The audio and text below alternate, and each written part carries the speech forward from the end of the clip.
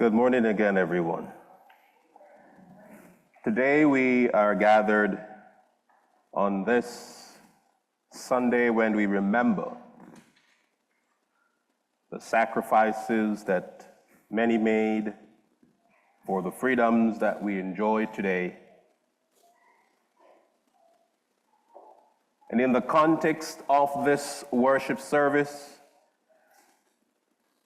we remember especially the grace of God upon humanity. And who best captured it than the psalmist when he said, "Had it not been for the Lord on our side, where would we have been today?" The psalmist goes on to say, "Unless the Lord builds the house, those who build labor but in vain. Unless the Lord watches over the city, the watchmen keep watch but in vain." We stand in the grace of God. We live in the grace of God. Everything about our existence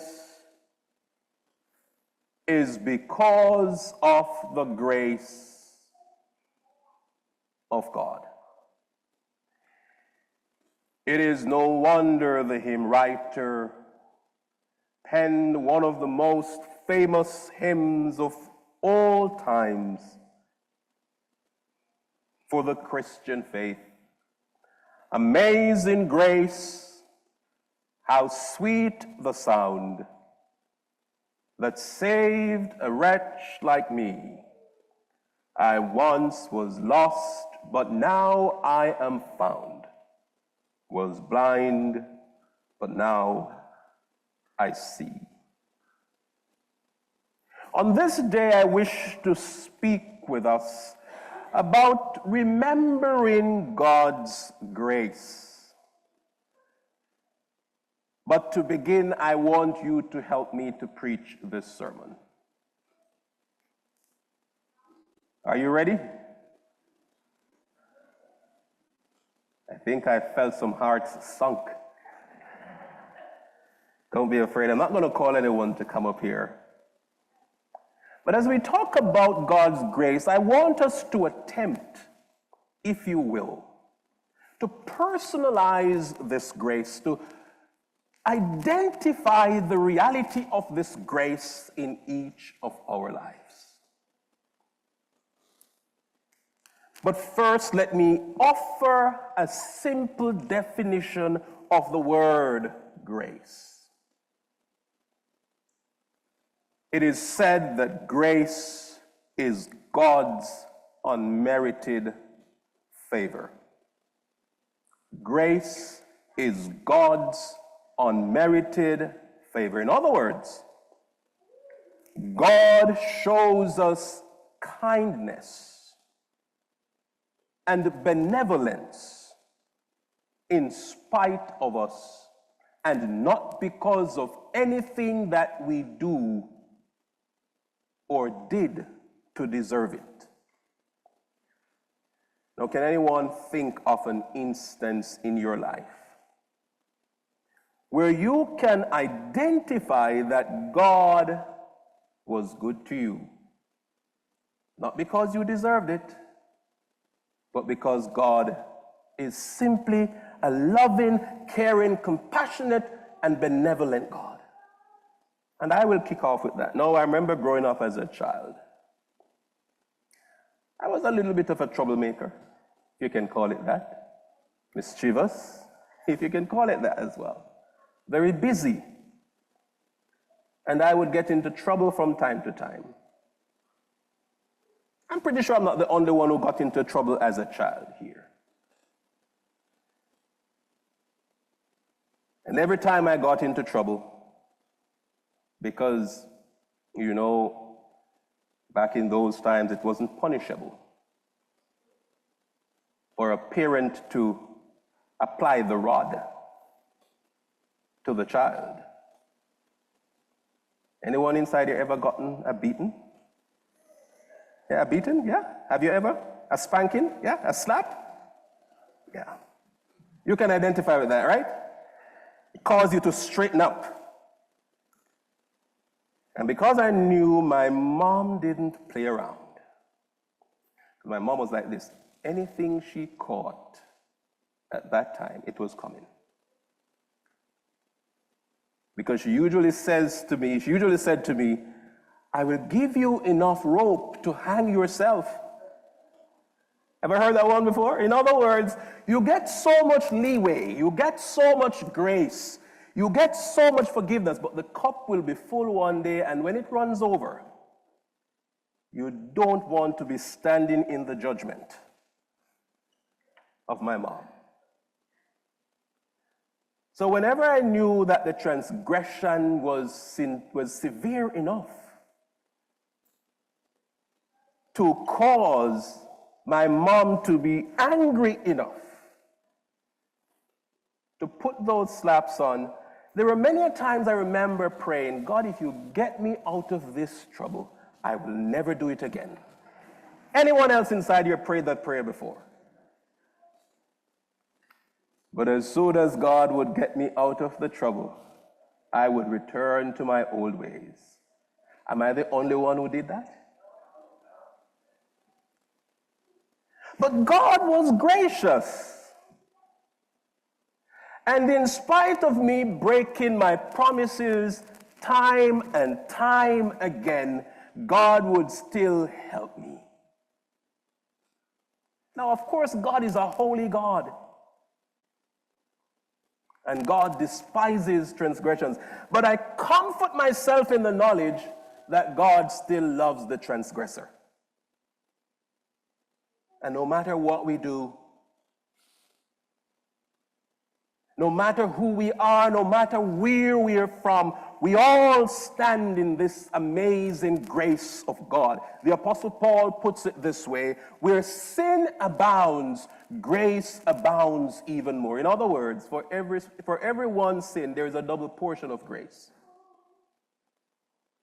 But he also cautions us. It does not mean that we should take the grace of God for granted and continue sinning,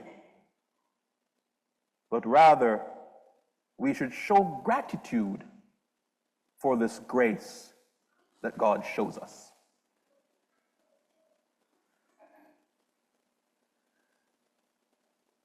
We're called then to reflect on the story in 1 Kings chapter 17, verses 8 through 16. And if you will, by extension, Mark's Gospel chapter 12, verses 38 to 44. In the first story, we find an account of the prophet Elijah. Elijah was sent to Zarephath by God that he might be taken care of. But the background to this story was that there was a great famine all over the land of Israel and beyond. And do you know how this famine came about? It came about because Elijah prophesied and prayed that for 3 years there will be no rain that will fall from the heavens. And as the words of Elijah went forth, God honored them, and there was no rain. The reason Elijah offered up this prayer and made this prophecy was because of the people who ruled over Israel at the time, King Ahab and his wife Jezebel. Now we all know about Jezebel. We've all heard stories about Jezebel and what Jezebel represents. It is said that Ahab was one who tested God more than any other king before or after him. Ahab and Jezebel would introduce into Israel the worship of idols or idolatry, particularly the worship of Baal. And this angered the prophet and angered God. So having prayed and prophesied for there to be no rain over Israel for all these years, 3 years,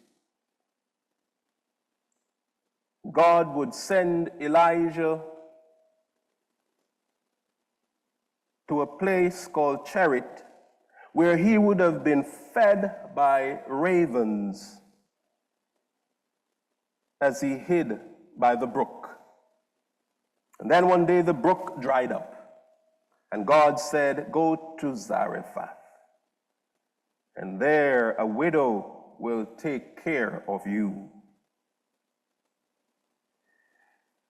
The widow of Zarephath, according to Michael Chan, we find her laboring under a death sentence. And the death sentence was this. She had calculated. Now, has anyone inside here ever been hungry, really, really hungry, to the point of your stomach feeling as though it is about to rip out from inside of you? Has anyone ever felt that kind of hunger before? No? This was a situation in a time of famine. It was hard, it was difficult. And here she was with her last portion of what she thought she would use to make a meal for herself and her son so that they might eat, as she said, and then die. Famine meant that the earth produced nothing. The famine meant that animals were dying. The famine meant that people had nowhere to turn to sustain themselves. And this shapes her words and her behaviors. "I am now gathering a couple of sticks so that I may go home and prepare it for myself and my son, that we may eat it and die." And like Hagar before her in Genesis chapter 21 and verse 16, the unnamed widow of Zarephath has resigned herself to the fact that she and her child are on a slow descent to the underworld. In great despair, Elijah finds the widow preparing for her own last supper. And as the Elijah narratives indicate, however, the God of Israel specializes in feeding the hungry. He is Jehovah Jireh, the Lord who provides. The God of Israel specializes in raising the dead. He is Jehovah Sabaoth, the Lord of hosts, the Lord our banner, the one who defends us. And this story is no exception. 3 things I wish to leave with us to consider then. First is that God's grace preempts our needs. In other words, God gave us grace even before we knew we needed grace. God knows even before we ask, and makes preparation ready for the time of asking or the arrival of our needs. Many years ago, I went to a church to preach as a guest speaker. And as I was there enjoying the worship, they took the offering, and I gave my offering. Unbeknownst to me, another 30 minutes would pass, and they would take a second offering. I sat there and I wrestled with whether or not I should participate in the second taking of the offering. I had driven over 3 hours from my home to be a guest preacher at this church. I had only enough money in my wallet to put gas in my car again to get back home. I looked at my wallet and I looked at the offering plate being passed around. In my head, I tried to weigh the pros and the cons. Is it sensible for me to participate in the second offering? Does it make any, does it reflect any prudence on my part? But then I heard the voice of God speak to me in that moment. Try me in this and see. Try me in this and see. And I said, all right, God, if you say so, then I will do as you say. I took my wallet and I emptied it of all the cash therein. I had no card at that time, so there was no machine for me to go to withdraw money thereafter. And I said, God, if you brought me into it, you will see me through it. I felt a peace. I felt a kind of happiness that I've never felt before. I gave the offering and I said, I don't know what's going to happen, but you know, God. You know, because you told me to do it. The service ended and I decided to proceed home. On my way, a voice in my head said to me, stop and visit with a friend that you haven't seen in a long time. And as I drove up to her gate, she ran out and she said, the Lord just spoke to me about you. Before I even said anything or did anything, before I even entered in her house, and the Lord said to me to give you this. Guess what, my friends? It was 500% of what I had put in the offering plate at that time.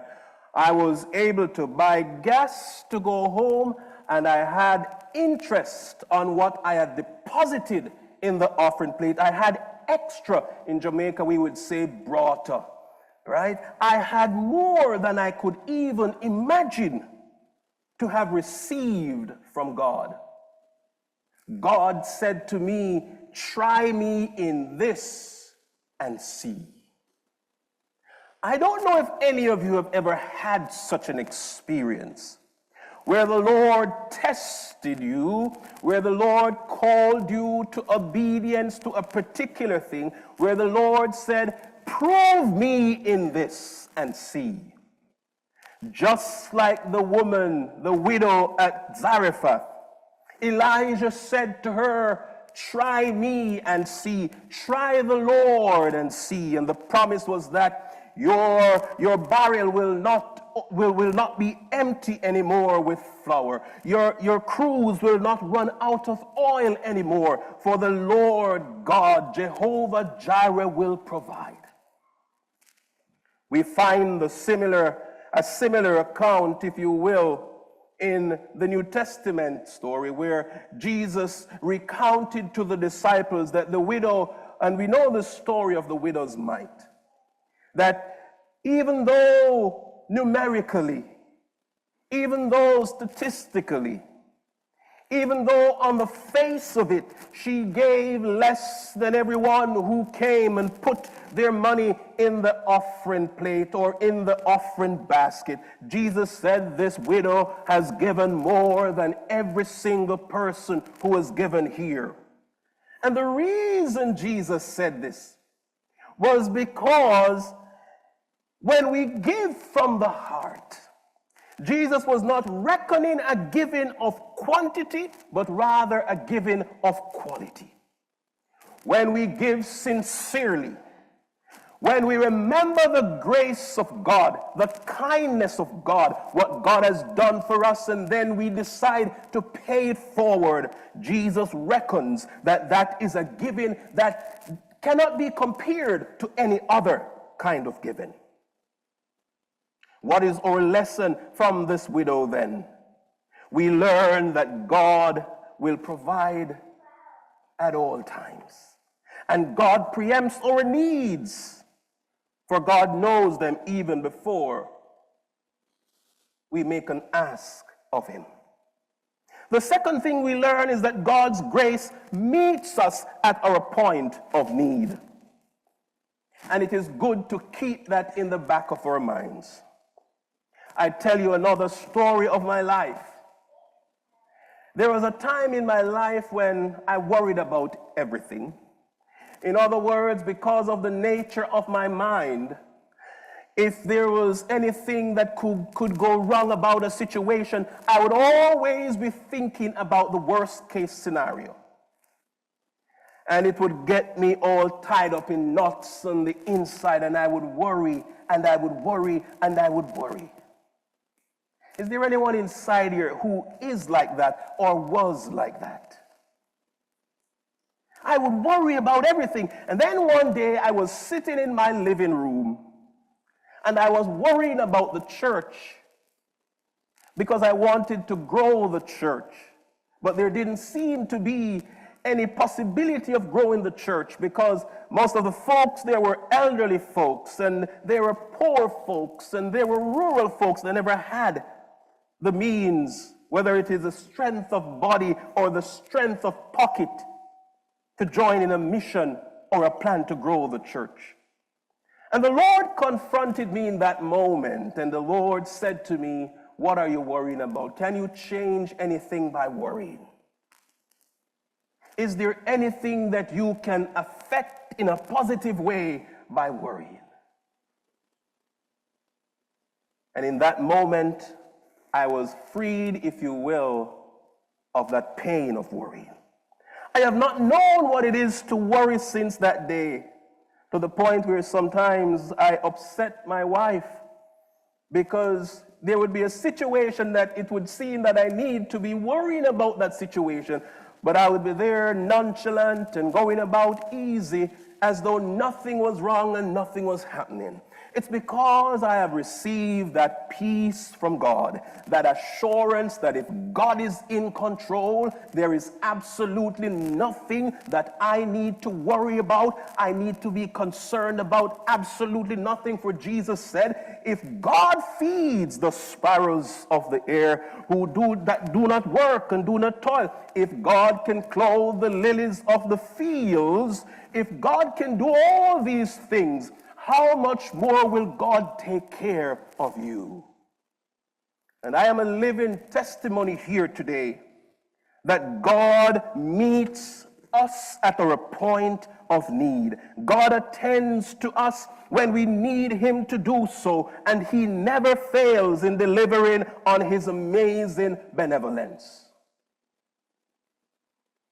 I don't know about you, my friends, but I've never been disappointed by God. If there was ever any disappointment in this relationship, it is on my part. If there was any failure in this relationship, it's been on my part. If there was anything that did not go right in this relationship, it's been on my part. For God remains true to God's promises always. And I will close with this third and final point. Not only does God, by his grace, preempt our needs, and not only does God's grace meet us at our point of need, but God's grace sustains us through all our needs. In other words, God gives us everything we need and then some. Jesus says, you will receive 30-fold, 60-fold, 100-fold. When God blesses us, Jesus says it's a good measure, pressed down, shaken together, and running over. We can be confident in this. And so you know what I do every day, my friends? I remember the grace of God. I sing the song, Count Your Blessings, name them one by one, and it will surprise you what the Lord has done. For what is impossible with us as people is possible with God who is omnipotent, the God of the heavens and the earth. The psalmist says, the earth is the Lord's and the fullness thereof, the world and they that dwell therein. A cattle upon 1,000 hills, he says, belong to the Lord. And if this is so, if God cannot take care of me and you, then there is no purpose in living. When we look at the amazing nature around us, we look at how God sustains us. We are here to remember this goodness. Had it not been for the Lord on our side, where would we have been today? Let us not only remember the freedoms that God gives to us to worship, but let us also remember all of the blessings of God in our lives. And every time we remember these blessings, let us remember the grace of God. It is nothing that I did to deserve it, but it's because God is loving, God is caring, God is kind, and in spite of me, God showers his extravagant love and compassion upon me. In the name of God who is Father, God who is Son, and God who is Spirit. Amen.